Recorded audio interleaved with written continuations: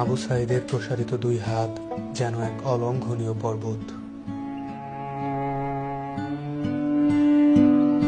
কোনো বর্গীর সাধ্য নেই যেটা অতিক্রম করে বাংলাদেশের মানুষকে স্পর্শ করতে পারে।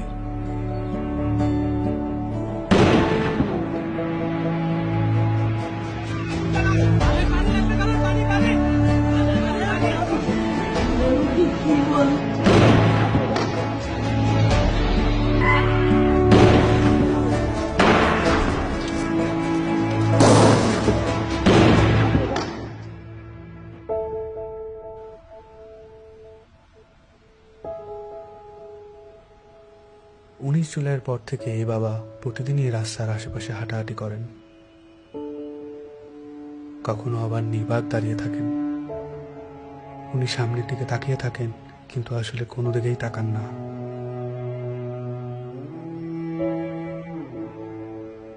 যেসব রাস্তা দিয়ে ওনার ছেলে হাঁটত, ওইসব রাস্তায় উনি দাঁড়ালে উনি ওনার ছেলের রোম পান।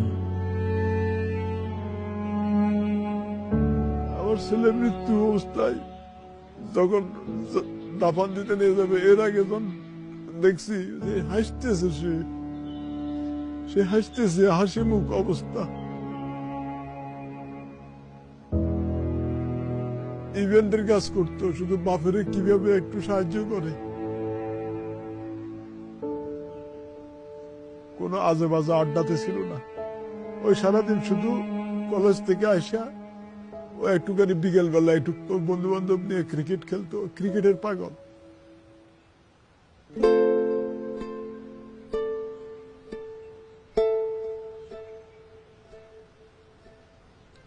যে আমার পায়ের পাতা আছে এরকম একটা অনুভূতি হতো, কিন্তু আমি যখন হাত দিতাম তখন থেকে আমার পায়ের পাতা নেই, এরকম একটা প্রচুর অনুভূতি হতো। আমি অনেক কান্না করতাম। এই ব্যথার চেয়ে আমার ওই অনুভূতিগুলো আমার বেশি হতো, যে আমার পা আছে, আমি যখন হাত দিই তখন থেকে আমার পা নাই।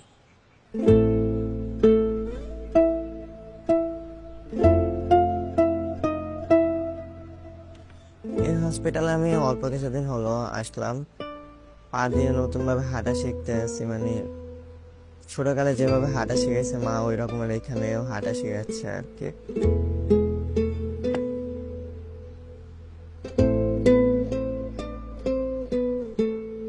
একটি প্রতিবন্ধী কিশোর, 7 বছরের বাচ্চা, ল্যাংড়া মানুষ যদি সংগ্রামে নামতে পারে, তাহলে আমি কেন বসে থাকবো ঘরে?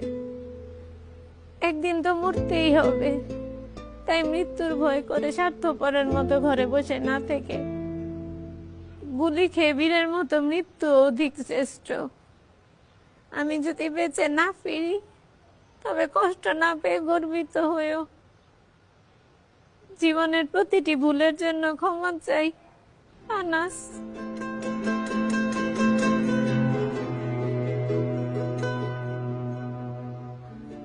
আমার সন্তানের বুকে গুলি লাগছে, আর ছিদ্রটা হয়েছে আমার কলিজায়।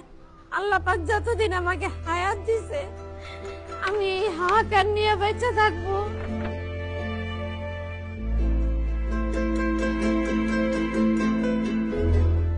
প্রিয় বাবা আসলে আমাদের একটা কিছু না কিন্তু চকলেট নিয়ে আসছে। প্রিয় বাবা নাই বাড়িতে। যখন বাইরে গেছে আর পুলিশ এসে ওকে ঘুরি মেরে দিছে। আই মিস ইউ প্রিয় বাবা।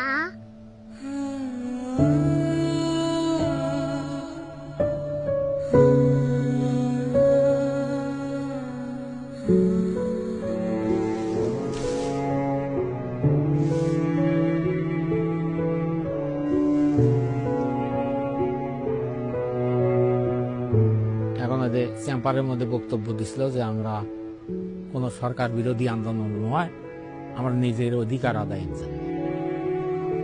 বলে বলা করার পরে কমিল বড়ুয়া ওই ছাত্রলীগের লিডার আসছিল, তাই সেই গলা চিপি ধরছিল, গাল মুখ থাপড় মারছে। এখন ওই জন্যই আর জেদ ধরে শহীদ হলো কি এখন ওটার ব্যাখ্যাটা আর আমি জানি না।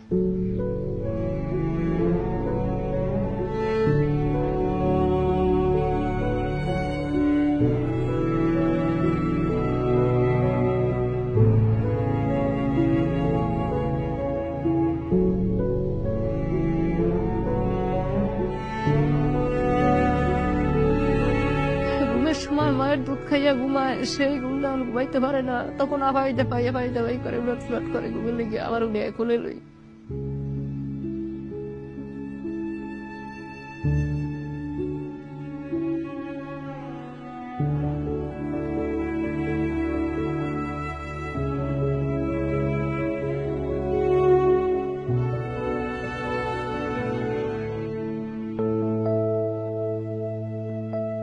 এখানে এসে যখন দেখি যে এখানে সবসময় ভাইয়া পড়াশোনা করতো, এই বিছানাতে থাকতো, এখন যখন দেখি ও নাই, তখন একটা শূন্যতা কাজ করে মনের মধ্যে। খারাপ লাগে যখন দেখি যে ভাইয়া এই রুমে নাই। এই ছবিটা 18 জুলাই আমার আন্টি নাজিয়া খান ফেসবুকে পোস্ট করেছিল।